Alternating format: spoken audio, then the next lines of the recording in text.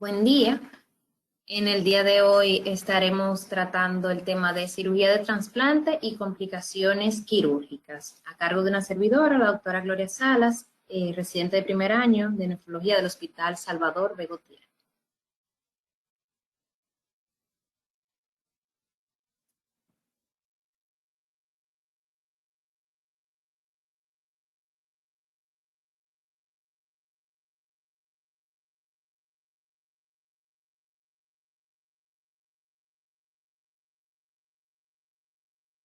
Sala, si estás hablando no se te escucha.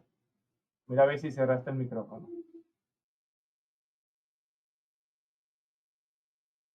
Ahora, Sí, ahora sí, adelante.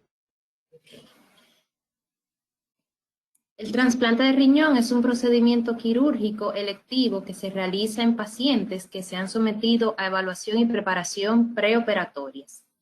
Es el trasplante de órgano sólido vascularizado que se realiza con más frecuencia y técnicamente es quizás el procedimiento de trasplante más fácil de realizar, que tiene la seguridad adicional de proporcionar diálisis en pacientes que experimentan un retraso en la función del halo injerto.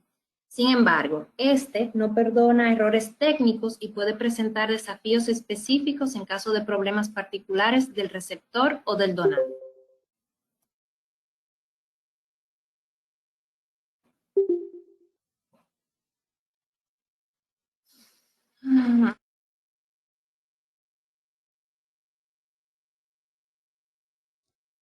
Sara, cerraste de nuevo tu micrófono.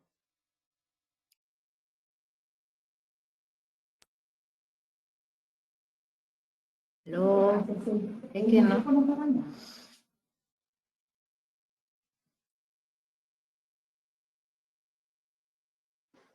Salas, no se oye.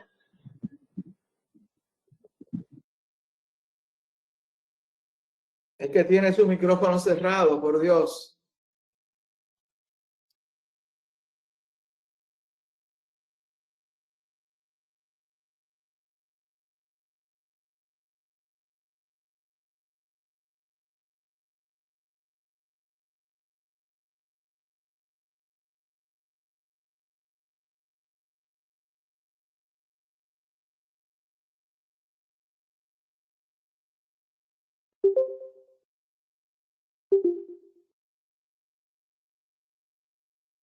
Te estoy llamando, espérense.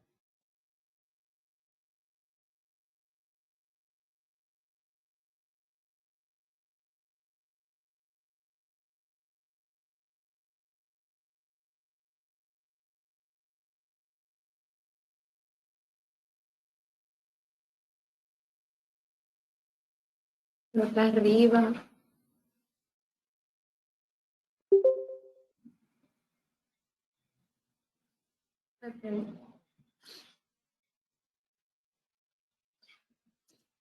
Ok.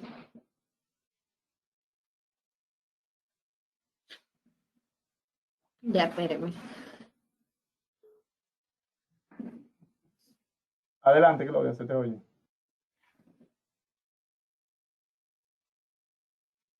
Ok, seguimos. Dentro de los preparativos preoperatorios inmediatos, si los candidatos a trasplante están bien preparados, rara vez es necesario suspender la cirugía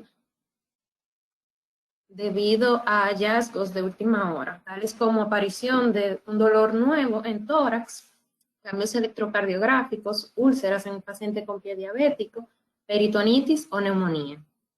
La diálisis previa al trasplante se asocia con mayor incidencia de retraso del injerto. Pero, debido al peligro de hiperpotasemia intraoperatoria o postoperatoria en pacientes oligúricos, es aconsejable dializar a los pacientes con un nivel de potasio sérico superior a 5.5 miliequivalentes por litro.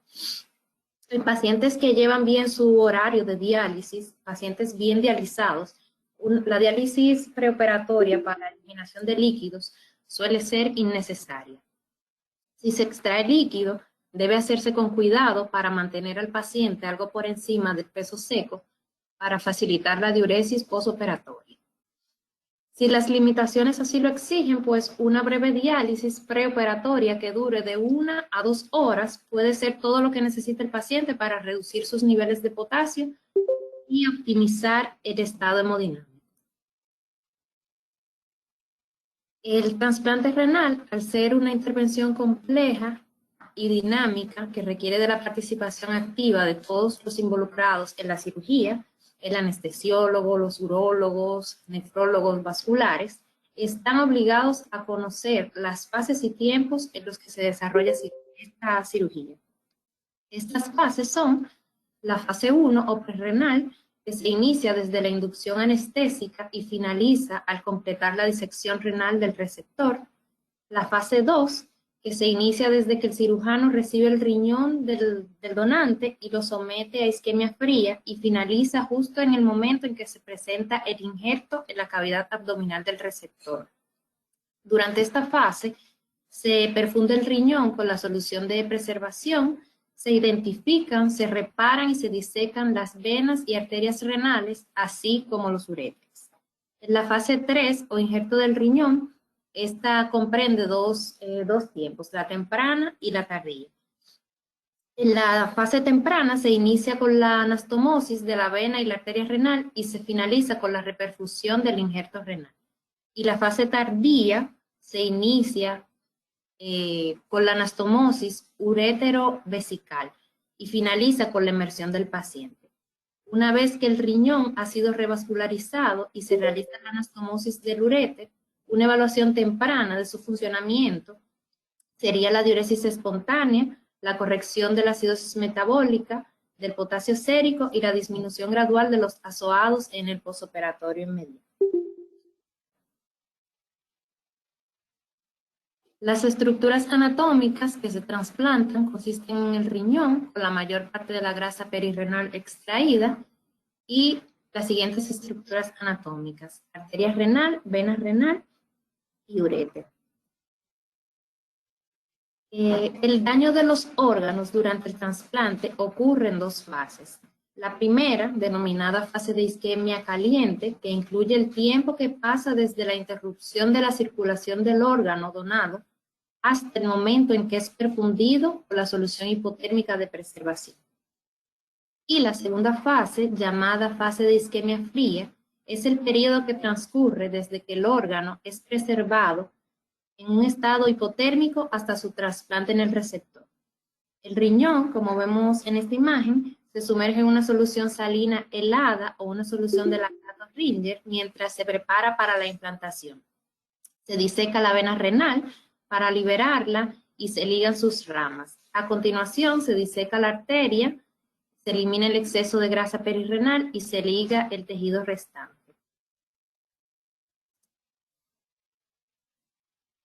La técnica operatoria, el paciente se coloca en posición supina y se aplican dispositivos de compresión secuencial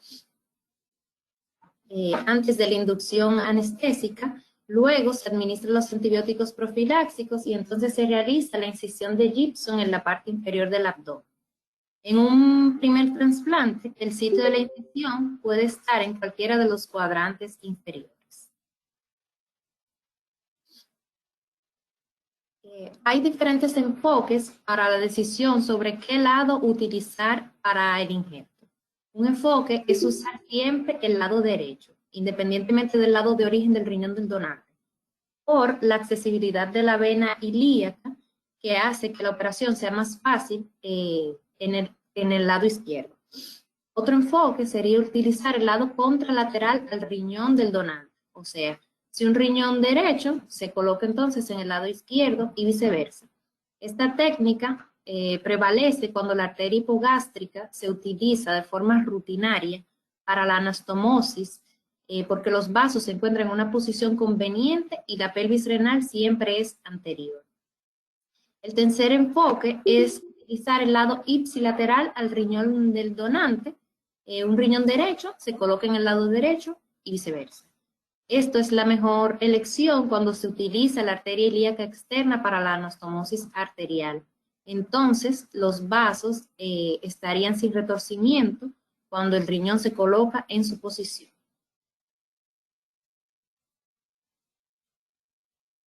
La anastomosis venosa.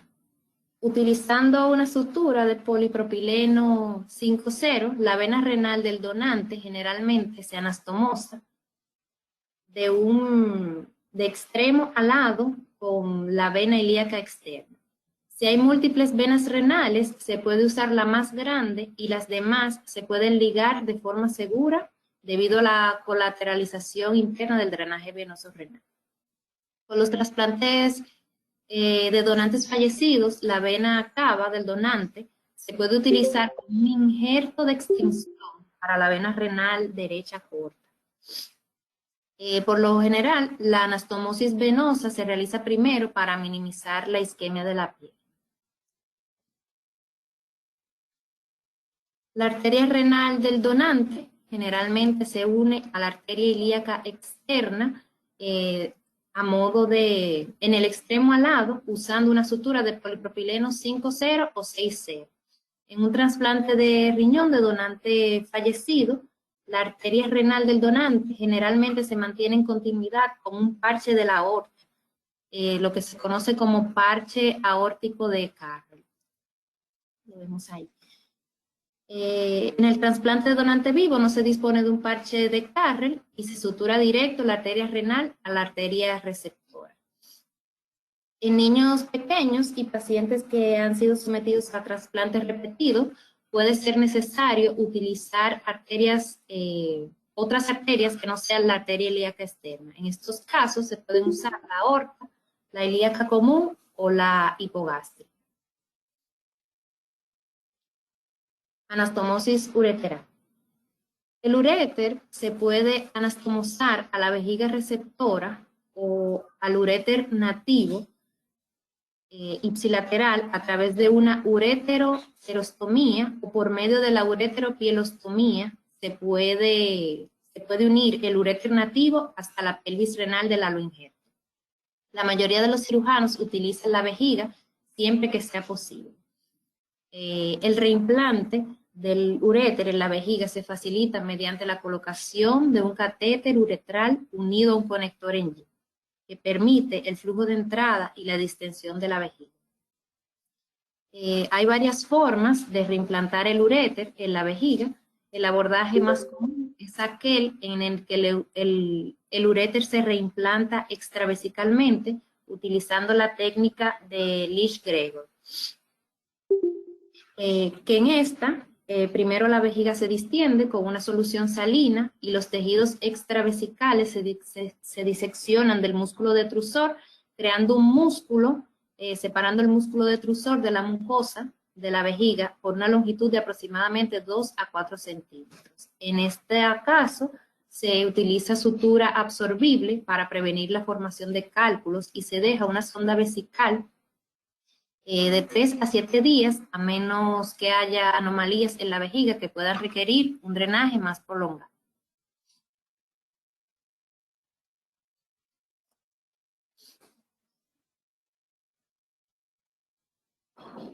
Otros enfoques menos comunes incluyen la técnica de Barry, la técnica de Taguchi de una sola puntada y la técnica intravesical de Ledbetter-Politano.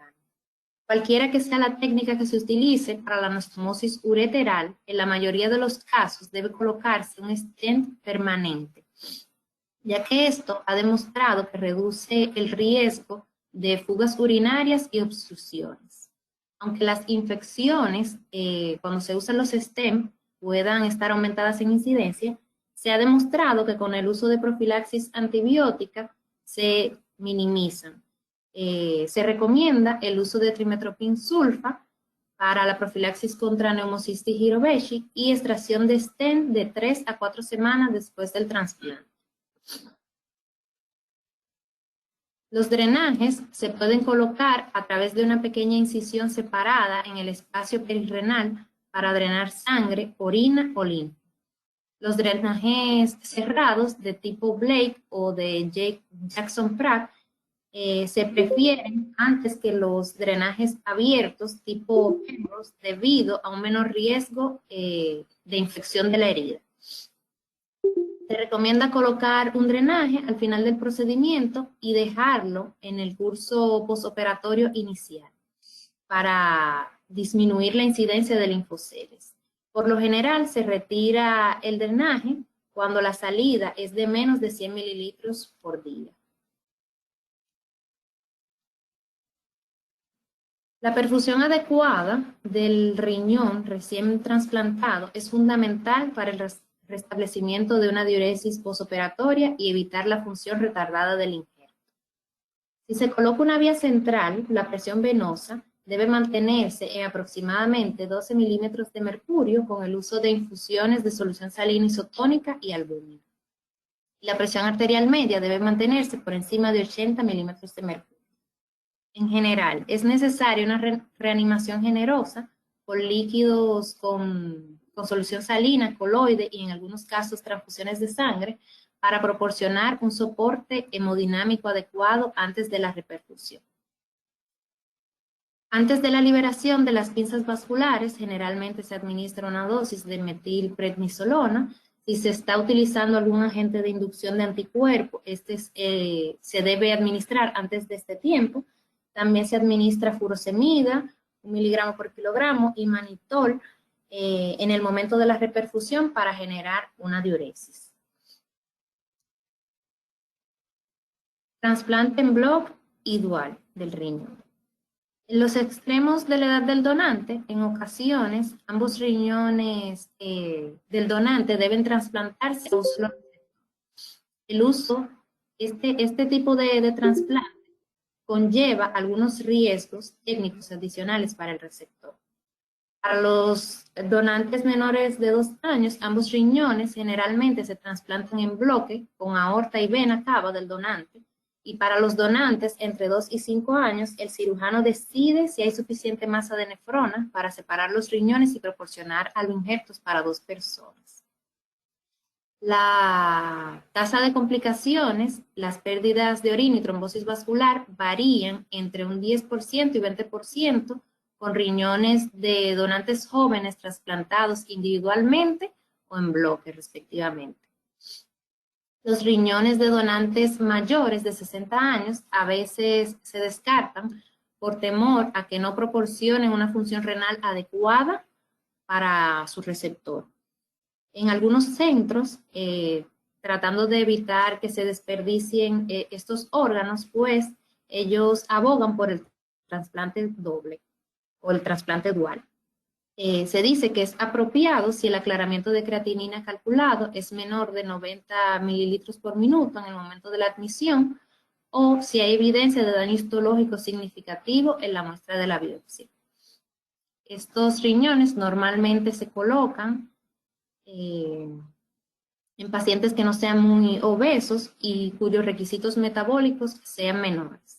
La tasa de supervivencia de los riñones duales es aproximadamente de un 7% menor que los trasplantes de riñones únicos. La presentación clínica de las complicaciones quirúrgicas y no quirúrgicas del trasplante de riñón puede ser similar. La pérdida de orina puede reflejar disfunción del injerto y la fiebre y la sensibilidad del injerto pueden reflejar rechazo o infección de la herida. En cuanto a la infección de la herida, decimos que estamos ante ella, es la infección más común después de la cirugía y se asocia con una morbilidad y mortalidad significativas. Incluyen traslado a una unidad de cuidados intensivos, hospitalizaciones prolongadas y readmisión hospitalaria. Los criterios para una infección del sitio quirúrgico son un exudado purulento que sale de un sitio quirúrgico, un cultivo de líquido positivo obtenido de un sitio quirúrgico que se cerró principalmente, un sitio quirúrgico que se vuelve a abrir en el contexto de al menos un signo clínico de infección, dolor, edema, eritema, calor, y que es positivo en el cultivo. Las décadas de 1960 y 1970, las tasas de infección de heridas después de un trasplante de riñón llegaban hasta el 25%. Hoy en día, esta complicación ocurre en menos del 1% de los casos. Esta mejora es el resultado de varios factores, ya que se utilizan dosis más bajas de esteroides tanto para el mantenimiento como para el tratamiento de rechazo, y el uso de antibióticos perioperatorios de forma rutinaria. Evidentemente, también una estricta técnica de asepsia en el quirófano es fundamental para prevenir la infección de la herida. ¿Qué hacer? Si ocurren infecciones, deben tratarse con drenaje y antibióticos sistémicos para prevenir la contaminación de la línea de sutura vascular y posible formación de aneurismas micóticos. A modo de profilaxis, en el perioperatorio se administra cefazolina 2 gramos si el paciente tiene menos de 120 kilogramos y se repite la dosis a las 4 horas. Los linfoceles son acumulaciones de linfa causadas por la filtración de los vasos linfáticos cortados que rodean la arteria ilíaca o el hilio renal del riñón donante. Por lo general, los linfoceles pequeños son asintomáticos, pero cuanto más grande es el linfocele, es más probable que se produzcan los síntomas como dolor, obstrucción ureteral, compresión venosa, incontinencia secundaria a la compresión de la vejiga, masas escrotales secundarias al drenaje espontáneo en el escroto u obstrucción de la vena ilíaca, que puede resultar en trombosis venosa profunda. La incidencia de linfoceles se puede reducir minimizando la disección pélvica, ligando los vasos linfáticos, además de la colocación de un drenaje intraoperatorio que se deja para el curso postoperatorio inicial. Se ha demostrado que reduce las acumulaciones linfáticas. Los linfoceles generalmente se diagnostican mediante ecografía. El hallazgo ecográfico característico es una masa redondeada, sonolucente y tabicada en el aloinjerto renal. Puede haber hidronefrosis y el ureter puede verse adyacente y comprimido por el linfocele. La aspiración con aguja fina del líquido mediante técnica estéril es lo que confirma el diagnóstico. El fluido obtenido, la aspiración es claro y tiene alto contenido de proteína y la concentración de creatinina se aproxima a la del suero. En pacientes con linfocele pequeño, que son asintomáticos, no es necesaria ninguna terapia, pero sí debe realizarse aspiración percutánea si existe la sospecha de una fuga, obstrucción o infección uretral. Los linfoceles infectados u obstructores se pueden drenar externamente mediante un sistema cerrado, usando agentes esclerosantes como betadine, tetraciclino, pegamento de fibrina, y también pueden drenarse internamente a través de marsupialización peritoneal, a través de laparoscopía o cirugía abierta. El riesgo de sangrado postoperatorio se puede minimizar prestando mucha atención a la coagulación previa al trasplante. Se deben suspender, siempre que sea posible, aspirina y medicamentos anticoagulantes. Si hay pérdida de sangre significativa en el momento de la reperfusión, las pinzas vasculares deben volver a aplicarse y el injerto debe ser inspeccionado cuidadosamente. El sangrado anastomótico, por lo general, se puede controlar con suturas finas y por lo general se detiene con una presión suave y usando gasas de celulosa. El sangrado postoperatorio temprano puede ocurrir porque los pequeños vasos en el hilio renal, al momento del cierre, hubiesen estado con el vasoespasmo. Entonces, después de la cirugía, cuando mejora la perfusión, estos vasos iliares pueden sangrar. Se recomienda observación de cerca de los signos vitales del hematócrito durante las primeras horas postoperatorias para reconocer este tipo de sangrado. La ecografía puede ayudar a confirmar y controlar un hematoma perialoinjerto y si se requiere más de 4 unidades de sangre en 48 horas, la evaluación quirúrgica del hematoma generalmente acelera la función del injerto y la comodidad del paciente. Una hemorragia profusa tardía puede resultar de la ruptura de un aneurisma micótico y estos por lo general requieren nefrectomía y reparación de la arteria.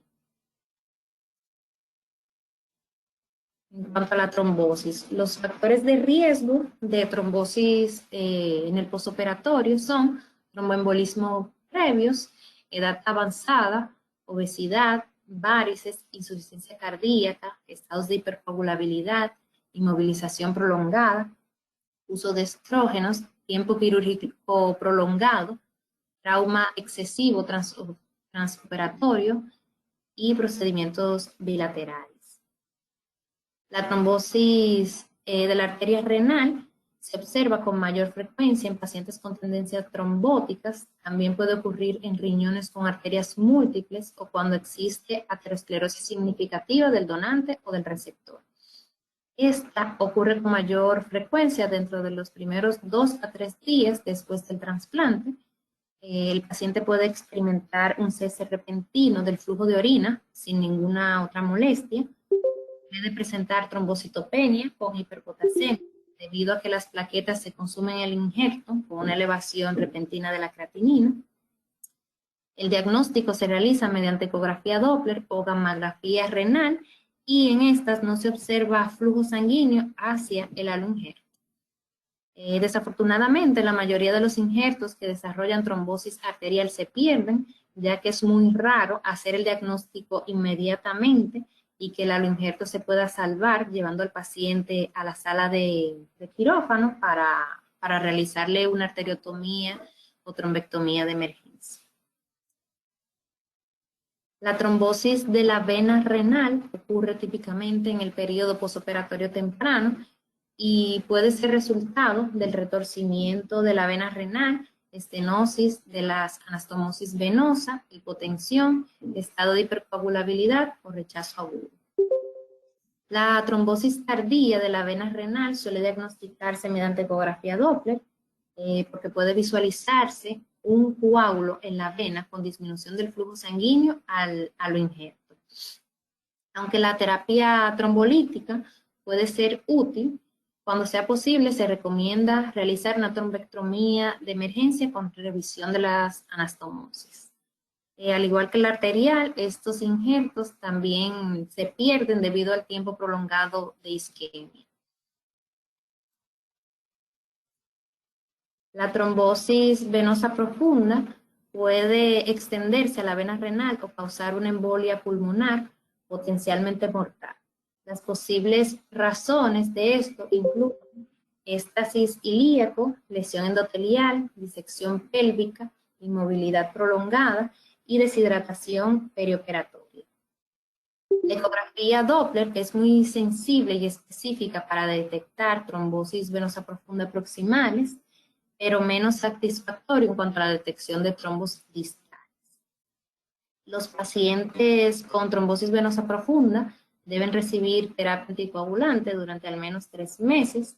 Se puede iniciar con warfarina de 2 a 5 miligramos según el INR y se pueden suspender después de 5 días. Los filtros de vena cava inferior deben insertarse en pacientes con contraindicaciones para recibir la anticoagulación.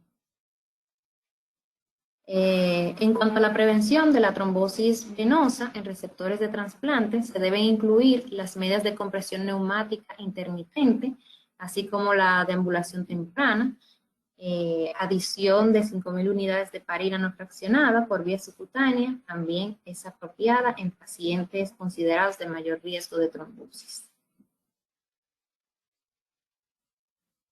Se ha informado que las estenosis de la arteria renal trasplantada ocurren hasta un 10% de los receptores. Se pueden escuchar soplos prolongados y fuertes sobre la incisión del trasplante cuando esto ocurre. La obtención de imágenes con angiografía sigue siendo el gold estándar y cuando se identifica una velocidad sistólica máxima superior a 250 centímetros por segundo y una forma de onda arterial, Tartus parvus, estos son sospechosos de estenosis de la arteria renal.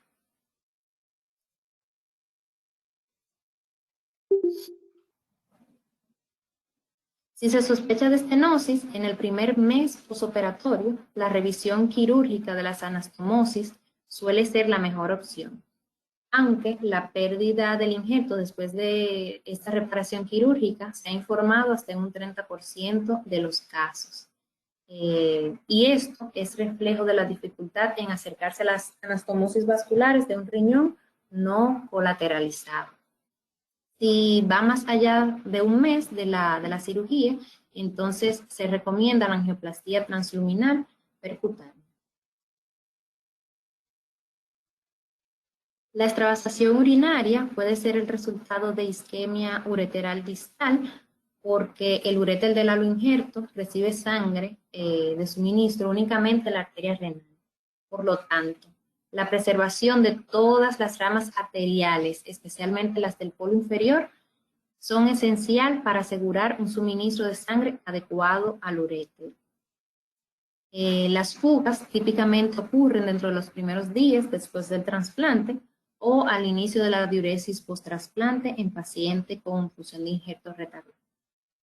La presentación general de esta complicación es un aumento del drenaje de la herida y una disminución de la diuresis y dolor severo en el sitio del halo injerto.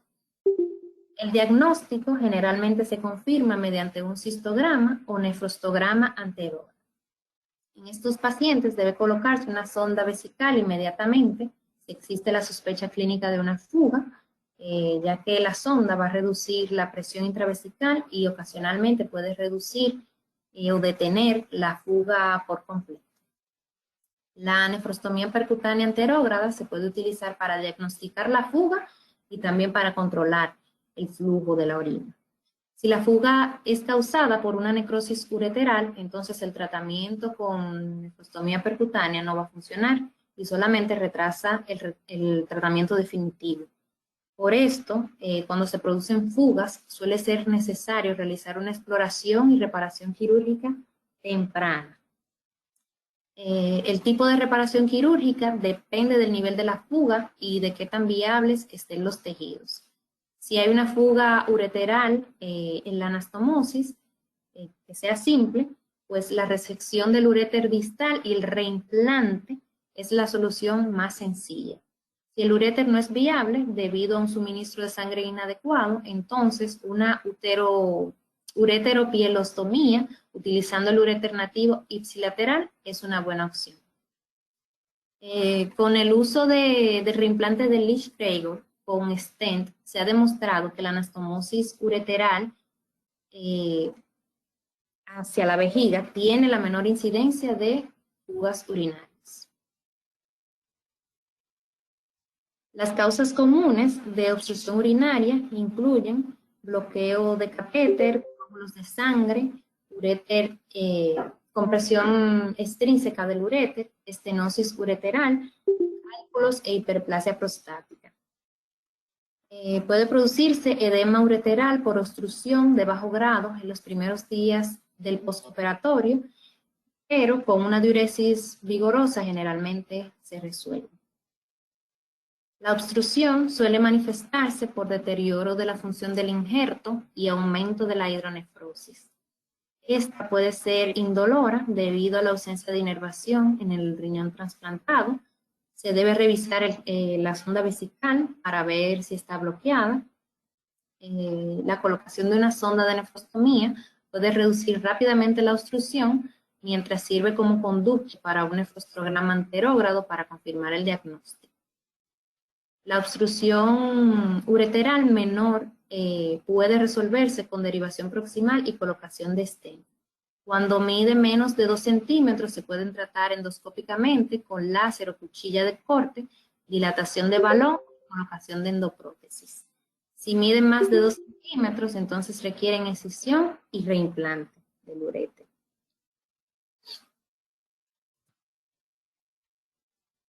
Las complicaciones gastrointestinales se encuentran entre los efectos adversos más comunes después del trasplante renal y a menudo son el resultado de medicamentos inmunosupresores, infecciones o lesiones intestinales durante la cirugía. El micofenolato puede provocar diarrea, dispepsia y dolor abdominal. Los esteroides pueden aumentar el riesgo de la enfermedad de úlcera péptica.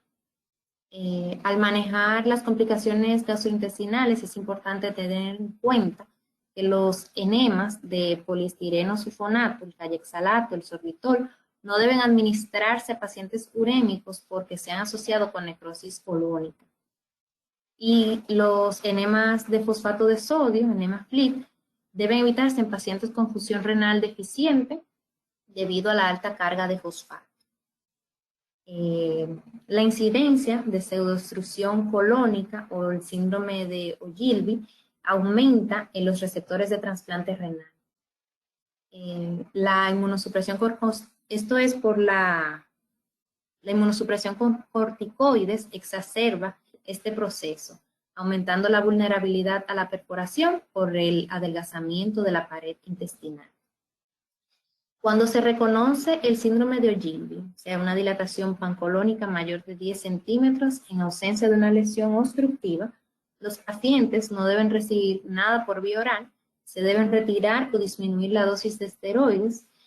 Si el aloinjerto renal funciona bien, se puede adicionar neostigmina como procinético y generalmente resulta eficaz.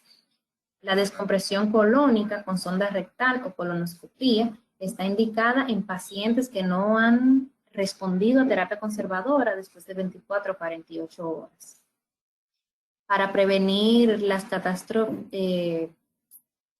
severas consecuencias de una perforación, pues se recurre a una laparotomía exploratoria de emergencia.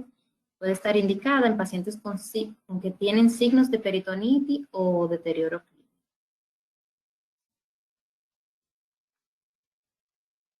A veces es posible que sea necesario extirpar los riñones que han fallado por razones técnicas o por rechazo. Las indicaciones de la nefrectomía del aloinjerto son síntomas y signos que ocurren típicamente cuando la inmunosupresión se ha retirado. Estos pueden incluir fiebre baja, dolor a la palpación del injerto, dolor abdominal, hematuria y síntomas constitucionales que reflejan el rechazo del injerto.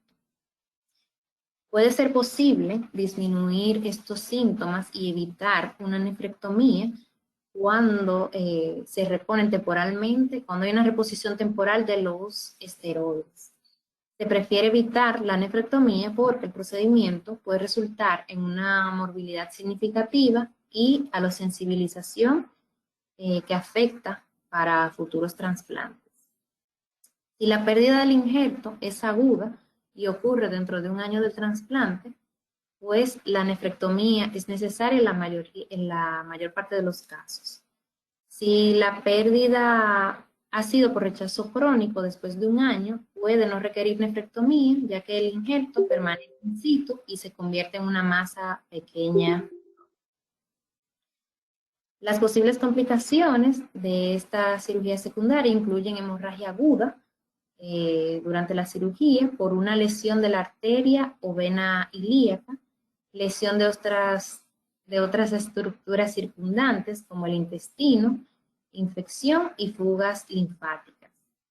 Si se deja una pequeña cantidad del uréter, del aloinjerto, en el lugar, puede resultar en hematuria macroscópica después de la nefrectomía del aloinjerto. Es cuanto. Muchas gracias.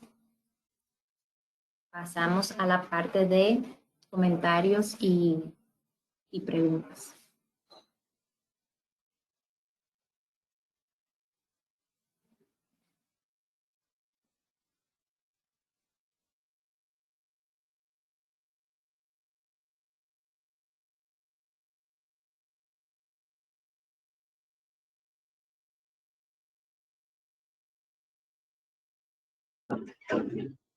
¿Algún comentario, por favor?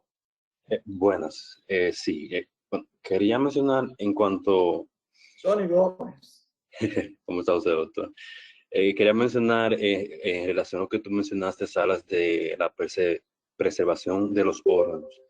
Generalmente, la preservación efectiva del riñón se considera una parte muy integral del programa de trasplante renal y esta parte ha evolucionado bastante en la base de los principios que se conocen acerca de la preservación y la necesidad que se tiene actualmente de tener que mantener o almacenar los órganos sólidos, por supuesto, para su trasplante posterior. Generalmente las soluciones que ellos utilizan, y por supuesto eso se ve muy vinculado cuando es trasplante de donante fallecido, porque ya el trasplante de donante vivo generalmente es una cirugía simultánea. Son soluciones como la de Wisconsin, la solución de custodio, que estas soluciones generalmente dan nutrientes y tienen la capacidad de remover metabolitos intermedios que se encuentran de manera intrarrenal en la circulación aún intrarrenal, al igual que tienen la capacidad de evitar la isquemia peritrasplante que puede ocurrir y la injuria por reperfusión. Y uno de los principales objetivos de estas soluciones, por ejemplo, es también evitar la necrosis tubular aguda que puede ya tener este órgano dependiendo del tiempo de isquemia caliente y de isquemia fría que tenga. Hay soluciones, por ejemplo, que se utilizan de manera continua, como por ejemplo soluciones coloideas oxigenadas, que también le dan como son continuos, pues permite la remoción de metabolitos y también la parte de nutrientes de una manera consistente. El almacenamiento de estos órganos, generalmente se hace un almacenamiento frío muy simple con la administración de soluciones que son hipotérmicas. Lo ideal es mantener ese riñón a una temperatura de 0 grados Celsius para así entonces tener un control, es decir, a esta temperatura se ha mencionado que se tiene un mejor control de el injerto en cuanto a la preservación del mismo. El tiempo ideal de almacenar un riñón es un tema que puede traer un poco de discusión porque se menciona que puede oscilar un tiempo entre 24 a 30 horas, pero lo ideal, según he leído, es que el tiempo sea menos de 24 horas porque así estadísticamente con este tiempo se ha comprobado que se disminuye el retardo de la función del injerto. Ya en tiempos que oscilan más de 30 horas, pues esa función retardada se aumenta en porcentaje que puede durar entre varios días e incluso hasta semanas. Por ende, esa parte es importante recalcarlo en la preservación del injerto cuando se va a trasplantar de manera inmediata.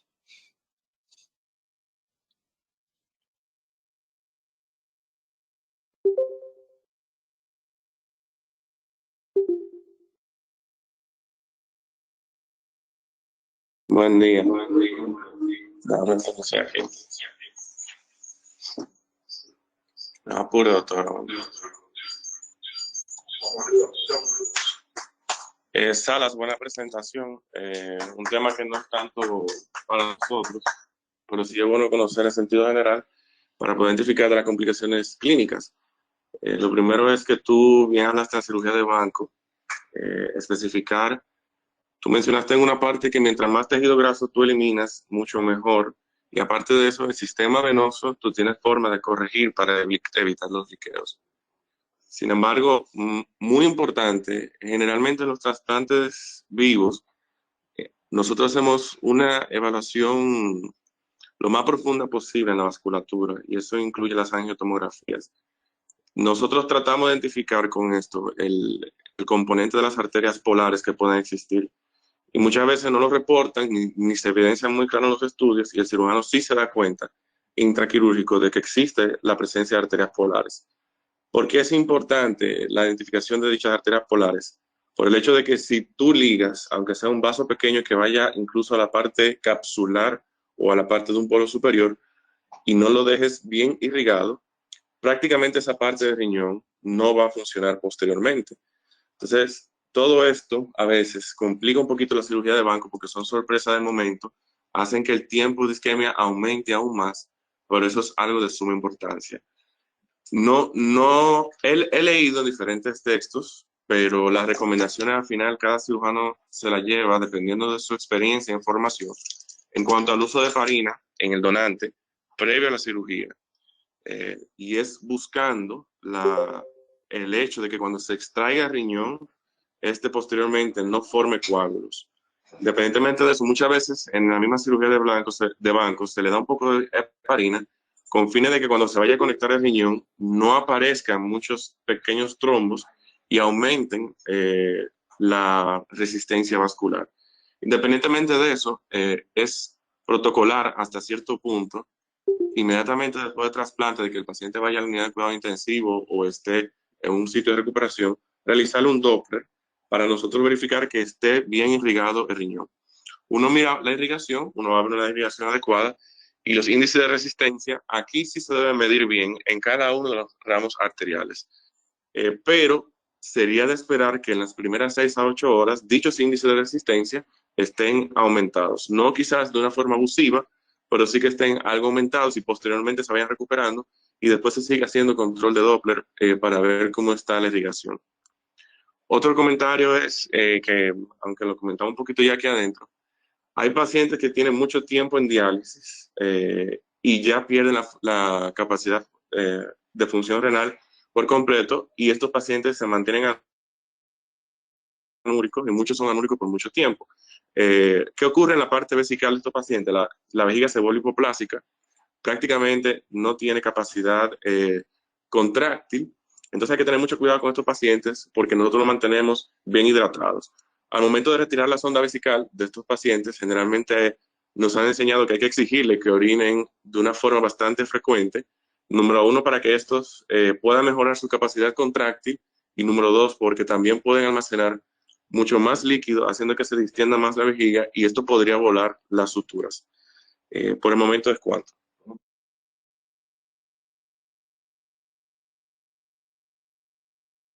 Un comentario del doctor Álvarez ahora. Hola, buenos días. Yo simplemente quiero aportar algo que es referente al papel del nefrólogo durante el acto quirúrgico. La conferencia de hoy de la doctora Salas, muy buena, por cierto, ha hablado sobre el arte quirúrgico. Ahora, nosotros somos nefrólogos. ¿Qué nosotros vamos a hacer en el trasplante? Entonces, número 1, nos colocamos detrás del anestesiólogo. ¿Con qué objetivo? De ir interactuando con el anestesiólogo para que los medicamentos, la metilprednisolona, los medicamentos inductores, el basilizumab, se le ponga en el momento correcto antes de empezar la cirugía, ¿verdad? Y chequear y garantizar y estimular al anestesiólogo a que nos lleve al paciente con equilibrio hemodinámico. Nosotros sabemos que una vez puesta, una vez colocado el riñón, es porque ya se ha terminado las suturas que se han realizado. Primero se realiza la sutura arterial y después la venosa. Entonces, o al revés, como sea, el asunto es el siguiente, que para terminar la sutura, el paciente debe tener una muy buena presión arterial y debe tener una presión arterial un poco más elevada. De ahí que uno, desde que empieza la primera sutura, uno va estimulando al anestesiólogo, aumentame la PVC, es decir, dámele más líquido. ¿Para qué? Para que cuando se suelten los CLAM y ese riñón absorba todo ese componente hemático, no se produzca una hipotensión y eso conlleve a un fallo renal agudo en el trasplante. Entonces, estimulamos al anestesiólogo para dar líquidos, aumento de presión con líquidos, disminuir un poco los anestésicos de tal forma que los anestésicos no nos provoquen vasodilatación, hipotensión, etc. Entonces, de esa forma, nosotros podemos conseguir un mejor resultado en el trasplante. La otra parte que es importante es llevar bien los tiempos. El primer tiempo de isquemia caliente, el tiempo de isquemia fría y el segundo tiempo de isquemia caliente. ¿Por qué? Porque de acuerdo a los tiempos ya uno va a prever o va a esperar post cirugía diferentes tipos de evoluciones. Entonces, en ese sentido, esa parte importante es la que el nefrólogo va a estar ahí adentro. El nefrólogo no está en sala de cirugía para estar haciendo chistes, sino para estar atendiendo lo que tiene que atender. Atender al anestesiólogo, cualquier eventualidad, cooperar con la cirugía de banco, ¿verdad? Y estar pendiente de los tiempos de isquemia. En la parte ya que se desclampearon, el riñón ya le está perfundiendo, está empezando a orinar, entonces estar preocupado por la consistencia del riñón en conversación con el cirujano.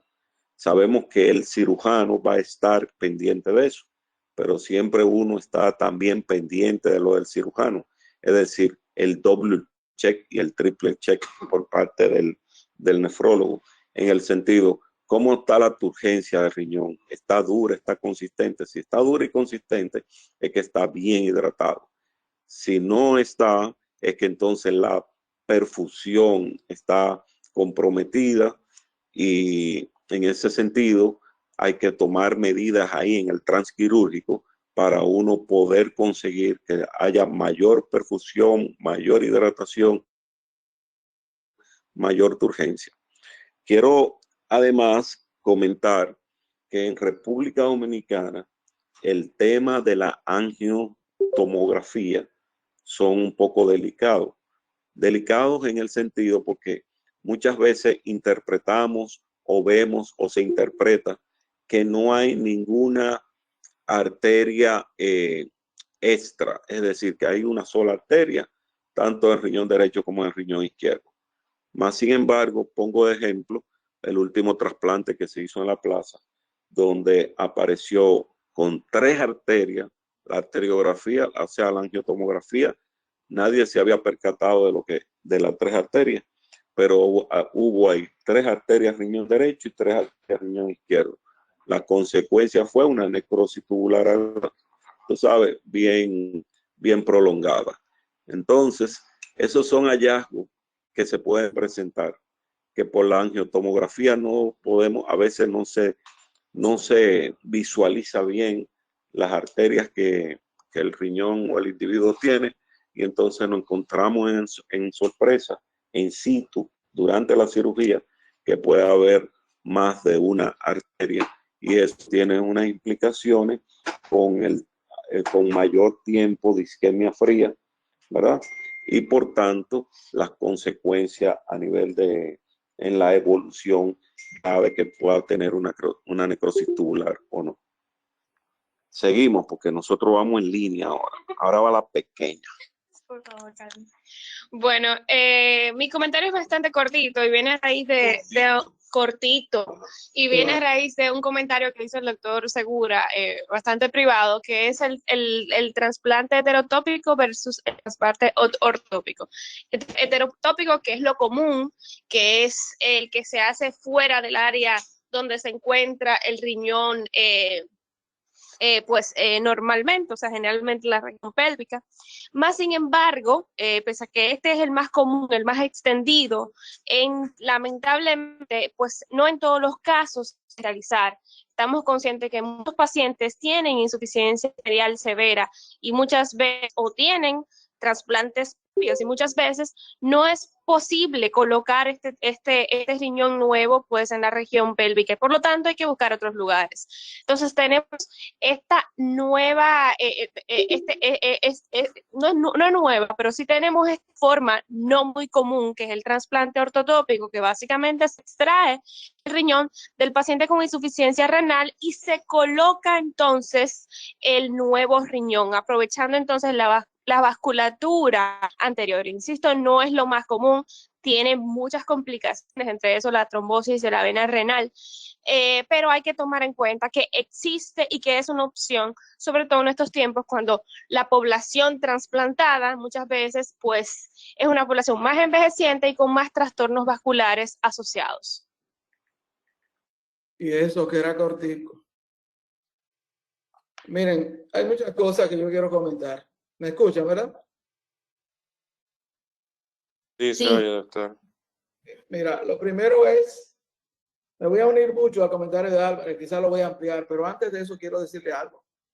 La persona más importante en un trasplante de riñón, sobre todo donante vivo, claro, obvio, es el donante.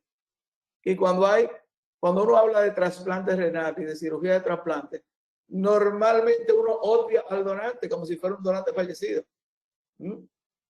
Hablaste de tracción en bloque, pero no me hablaste de la nefrectomía del donante, que es la persona más importante en el trasplante.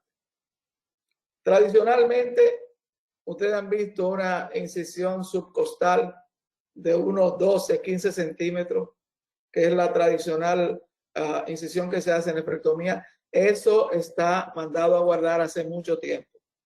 ¿Ok? Entonces, cuando ustedes vean esa incisión, digan, bueno, el lugar donde lo trasplantaron no está al día ese cirujano. Hay muchas formas. La más común, donde hay pocos recursos como nosotros, es a través de una mini lumbotomía. Probablemente que se limite a 6 a 8 centímetros, no más. Donde simplemente quepa la mano del operador. Quizás un poquito más. Pero no se usa ya la incisión amplia subcostal que tanto hemos visto. También tenemos que tener en cuenta que para la nefrectomía del donante, las técnicas laparoscópicas cada día son más comunes, más frecuentes, ¿ok? Con abordajes tan inteligentes como por ejemplo la cicatriz umbilical e incluso el área del abordaje uterino a las mujeres que van a donar. Entonces, otra cosa es que la donación de riñón incluso se está usando ahora la cirugía robótica. La cirugía robótica como el famoso Da Vinci, que tiene un beneficio mayor y es que el operador puede ver ese órgano de manera multidimensional y puede hacer una cirugía más limpia a través de robótica. Entonces, eso hay que tenerlo en cuenta siempre. Ok, otra cosa es que, como bien dijo el doctor Álvarez, este tema debe ser un enfoque del clínico de cara a la cirugía de trasplante. Nosotros no somos cirujanos, pero sí en la cirugía de trasplante el nefrólogo juega un rol tan importante como el cirujano. El cirujano simplemente hace un trabajo de plomería, conecta tubo y se acabó. El rol del nefrólogo y el rol del anestesiólogo son capitales en que esa cirugía tenga éxito. ¿Ok? Cuando tú hablas de diálisis pre-trasplante, eso es algo que no tiene sentido. O sea, decir que la diálisis pre-trasplante tiene más complicaciones, eso es teórico. Yo creo que alguien me diga que no dializa pre-trasplante a un paciente que está en diálisis, sea de donante vivo o sea de un donante fallecido. Tú puedes hablar de diálisis pre-trasplante cuando tú tienes un trasplante renal anticipado, pues quizás lo haga sin llevar al paciente a diálisis. Pero nadie en términos prácticos lleva a un paciente a un trasplante renal, que es una cirugía electiva, sin una buena diálisis previa al trasplante. Para tú garantizar que el paciente no esté sobrecargado, para tú garantizar que ese paciente tiene un buen equilibrio hidroelectrolítico, que no esté acidótico, eso es algo vital. No hablaste de las terapias de inducción y no tiene que hablar porque hubo una conferencia previa, no, tiene que hablar porque es parte de la cirugía y tiene su momento dentro del aspecto de la cirugía de trasplante. Hay un momento para hacer la terapia de inducción, cual que sea de la que tú vayas a aplicar, ¿ok? Y eso es en las 2 horas previo al trasplante. Tú tienes que usar la terapia de inducción y tienes también que usar la prednisolona. Dosis porque ya hubo una conferencia de terapias de inducción. Los tiempos de isquemia me los minimizaste.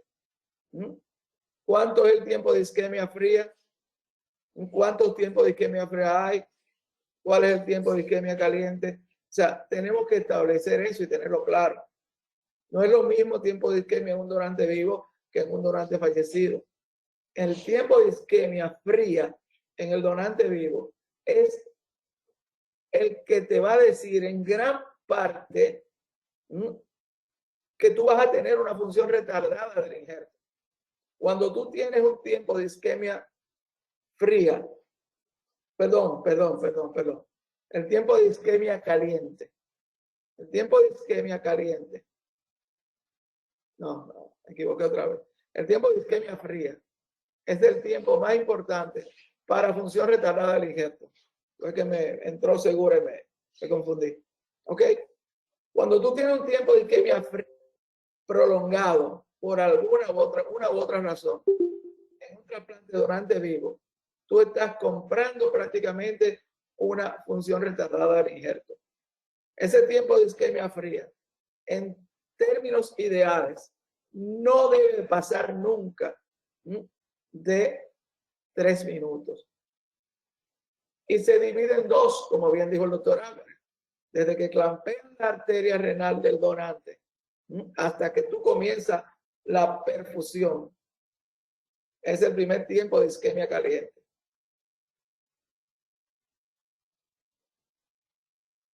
Yo estoy confundido, me confundí. El segundo tiempo de isquemia caliente es cuando tú le pasas el riñón al donante.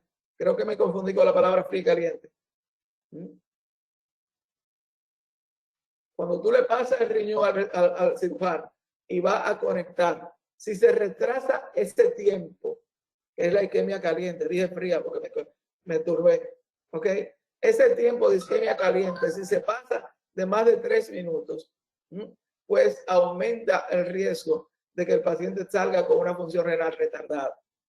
El tiempo de isquemia caliente, que se divide en dos. Primer tiempo es desde que le campean la arteria hasta que tú inicias la perfusión.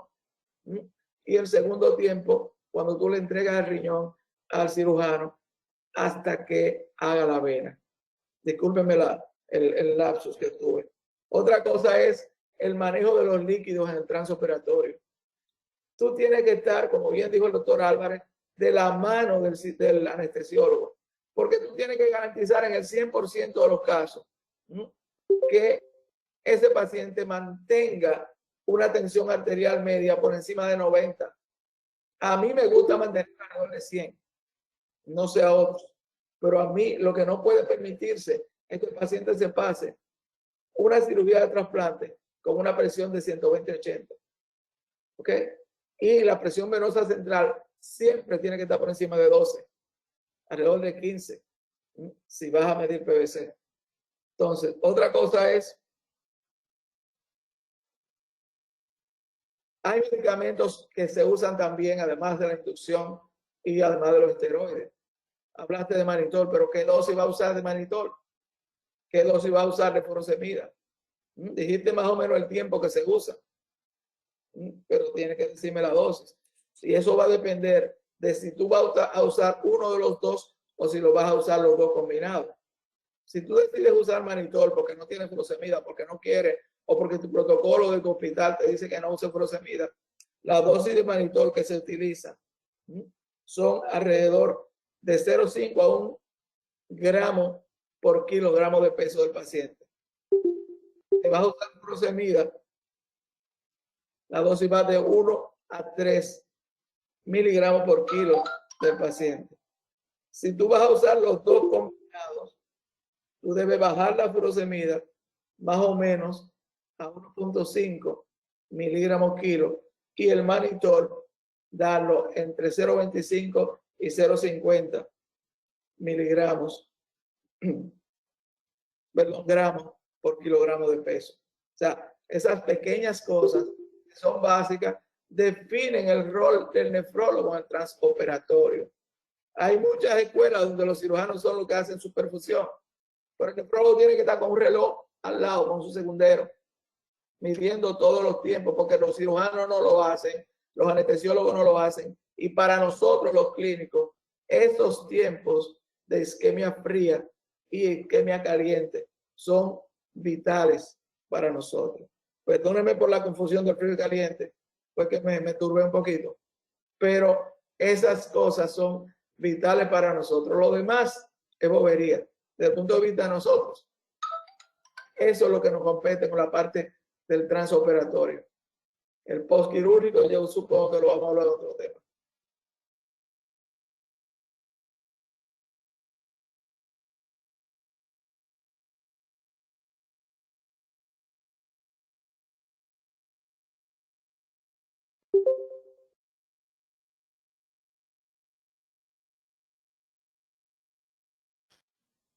Bien, ¿alguien más tiene un comentario?